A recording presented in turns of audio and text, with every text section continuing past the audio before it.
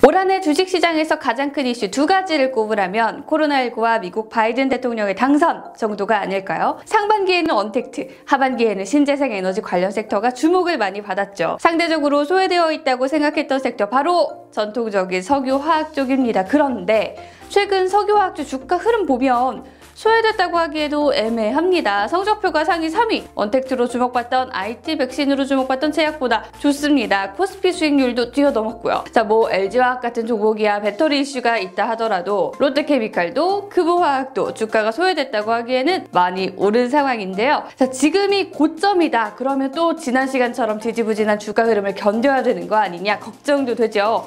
기회냐 아니면 눈 질끈 감고 넘겨버려야 할 주식이냐, 기로에 서 있는 여러분들을 위해 오늘은 화학주 점검해 보도록 하겠습니다. 석유화학 주식하면 또 빼놓을 수 없는 게 화려했던 차화정의 시기죠. 네, 사람 이름 아니고요. 글로벌 금융위기가 끝난 직후인 2009년부터 2011년 사이 각국 정부가 부양책을 써서 돈을 뿌려주니 경기는 반등했고 수요는 늘면서 호황기를 맞았죠. 자, 이렇게 코스피의 상승 동력이 되어주던 석유화학 관련주들은 유럽발 재정위기를 맞으며 2014년부터 대표주들의 시총이 40%나 줄어드는 수모를 겪습니다. 금호석유 65%, 롯데케미칼은 63% 넘게 떨어졌었죠. 경기 반등으로 흥했고 다시 주요국 경기 침체로 부진하는 풀로 빠진 겁니다. 다시 2015년부터 2017년은 미국의 셰일혁명 이후 유가가 급락하면서 원재료격인 나프타 가격이 저렴해져서 원가 경쟁력이 부각됐던 시기죠. 좀 괜찮아지나 싶더니 이번에는 미중 무역 분쟁이 장기화되면서 글로벌 수요가 줄어들고 친환경 쪽으로 패러다임이 바뀌면서 정유 회사들까지 우리가 직접 생산 설비 확대하겠다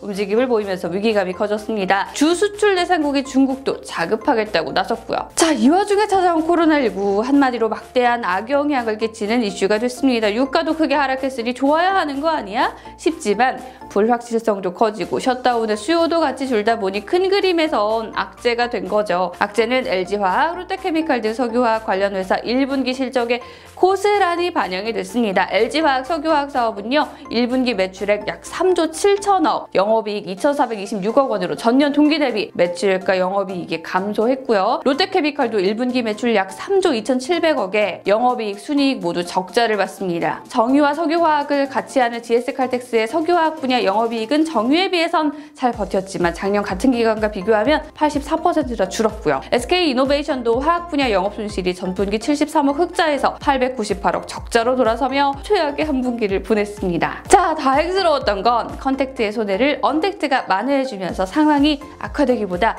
나아졌다는 겁니다.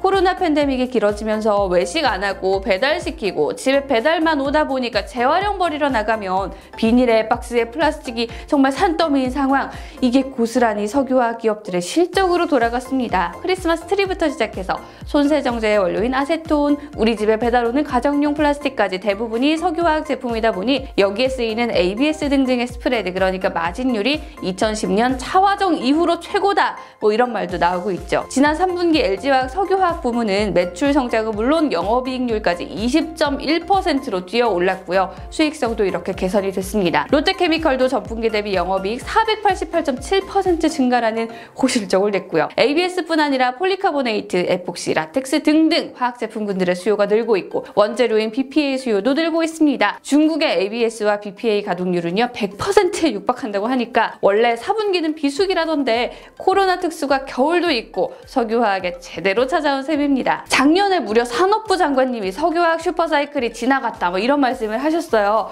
이유는 공급 과잉 때문이었죠. 석유화학 기초원료 에틸렌만 봐도 당장 미국에서 공급량을 크게 늘리면서 경쟁이 심화되면 불황이 일찍 올 수 있다라고 경고하셨는데요. 글로벌 정유회사뿐 아니라 국내 정유회사들의 석유화학 진출로 치킨 게임의 장이 되어버릴 찰나에 터진 코로나로 이미 지은 곳은 또 몰라도 지을 예정이었던 곳에는 브레이크가 걸렸습니다. 대표적으로 석유에서 화학으로 눈을 돌려 우리를 떨게 했던 사우디 아람코가 최근에 200억 달러 규모의 석유화학 플란트 증설 계획을 취소했죠. 별도로 중국에 짓기로 했던 100억 달러 규모 설비 증설도 취소했고요. 자, 쉐브론도 투자할 돈이 어딨냐, 돈 아끼자 하면서 투자 계획 철회하고 있고요. 최대 수출국 중국의 자급화도 늘 걱정거리였잖아요. 증설을 못하고 있다고 합니다. 그러니까 코로나 악재 속에 그나마 좋은 거 하나 얻어 걸렸다고 할 수가 있죠. 자, 여기까지 살펴보니 앞으로가 좀 나아질 것 같기도 하고 아닌 것 같기도 하고 예측하기가 쉽지 않겠다는 생각이 드는데요. 이심전심인 것 같습니다. 석유화학 전망을 좀 찾아봤더니 긍정적인 것도 있고 부정적인 것도 있더라고요.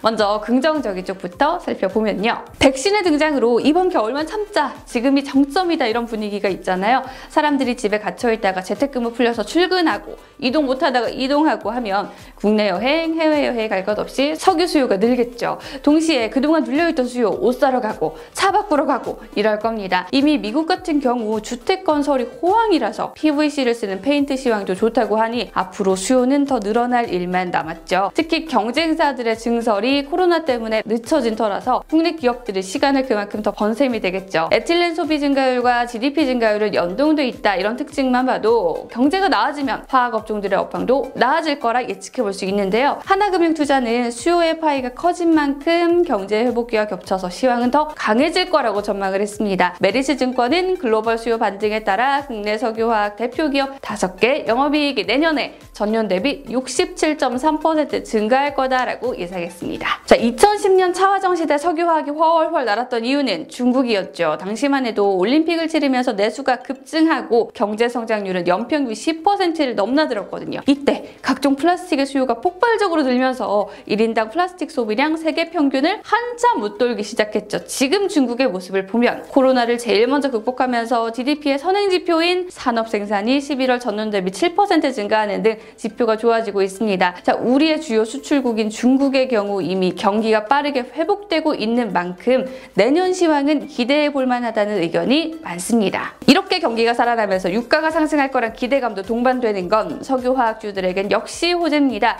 유가가 오르면 원재료 가격이 상승하고 이렇게 되면 제품 가격이 오를 수 있기 때문이죠. 뱅크 오브 아메리카는 WTI가 내년 여름 배럴당 55달러를 찍을 거라고 내다봤고요. 삼성증권도 비슷한 수준을 예상을 했습니다. 유가가 상승하면 어느 정도 제품 가격의 상승은 동반되는 건 당연한 일인데요.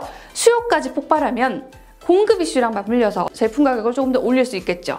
또 원재료는 제품 만들기 전에 사오다 보니까 사오는 때랑 파는 때랑 시차가 있어서 마진은 더 커질 가능성이 있고요. 자, 물론 고민이 없는 사업은 없겠죠. 아까 말씀드렸던 공급 과잉 가능성이 사실 가장 큰 리스크예요. 올해는 경쟁사들이 발을 뺐고 언택트 관련 화학 제품은 대부분 아시아에서 생산된다지만 그건 어디까지나 단기의 얘기고요. 내년엔 중국도 자급을 위한 설비 확충에 본격 나설 가능성이 큰데요. 오일머니 의 힘도 한국에까지 미치고 있습니다. 사우디 아람코 자회사인 S-오일도 국내에서 석유화학에 조단위 투자하겠다고 벼르고 있는 상황이거든요. 경기가 생각만큼 좋아질지도 변수예요. 트럼프 시대는 가고 바이든 시대가 온다지만 바이든 정부 들어서도 Buy American은 지속된다고 하니까 G2의 신경전이 계속될 거란 불확실성도 여전히 높습니다. 틈새 시장인 인도를 노려볼까 했더니 인도에서는 한국 석유화학 업체를 반덤핑 및 상계 관세 타겟으로 선정했습니다. 이미 추출되는 PVC의 60% 이상이 인도로 가고 있는 상황에서 장기적 리스크로 이어지는 게 아닌지 우려가 커지고 있습니다. 바이든 행정부가 예고한 탄소 국경세가 현실화하면요. 탄소 배출이 많은 석유화학이나 철강업은 직격탄을 맞을 수도 있어요.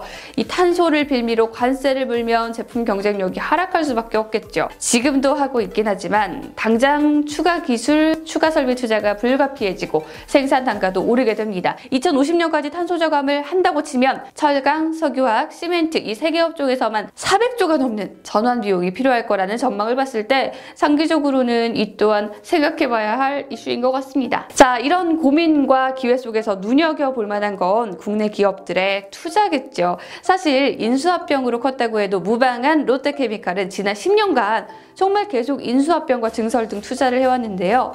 2003년 현대석유화학 공장 인수, 2004년 KP케미칼을 1,800억에 인수해서 기업 가치를 키웠고 2009년엔 BPTA를 인수했죠. 2010년에 타이탄을 인수해서 말레이시아 증시에 상장시켰고 2015년 삼성에서 삼성 SDI 화학 부분, 삼성 정밀화학 등 화학 관련 업종 전부를 인수해왔습니다. 3조 조 들여 2019년 에틸렌 공장 짓고 GS와는 합작사 만들어서 2023년까지 8천억을 투자해 석유화학을 키울 거라고 합니다. 현대 오일뱅크랑도 또 다른 공장 만들고 있고요. 금호 석유화학은 올해 반도체 사업인 포토레지스트를 SK에 매각하고 탄소 나노튜브에 집중하는 한편 금호 리조트와 아시아나 CC 인수를 밝히는 등 역시 사업 다각화에 골몰하고 있습니다. 해외에서도 사우디 아람코가 2019년 석유화학 기업인 사빅을 69억 달러 무려 76조 원에 인수하고 SK 종합화학도 프랑스 아르케마사로부터 고기능 폴리머 사업을 4,400억에 인수하는 등 정말 합종 연횡이 한창이네요. 오랜 기간 이미 구조조정을 해온 일본은 장기 불황에 빠져 한국보다 규모는 작지만요. 시네츠화학 같이 고부가 가치 제품에 집중한 회사들은 세계 시장 점유율과 높은 영업이익률도 유지하고 있습니다.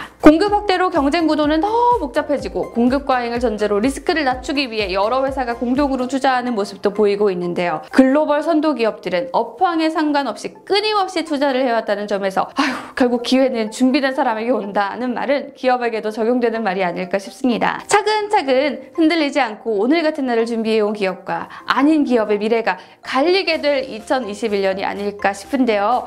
어떤 기업이 기초 체력을 탄탄하게 키워서 코로나 이후를 대비할 수 있을지가 아마 석유화학주에서도 성패를 가르지 않을까 싶습니다. 여러분의 전망 그리고 여러분이 보고 계신 석유화학주는 어떤 게 있나요? 같이 의견 나눠봐요. 저도 미래를 대비하는 채널 될 수 있도록 더 노력해서 다음에 다시 인사드릴게요. 좋아요와 구독 많이 부탁드립니다. 안녕.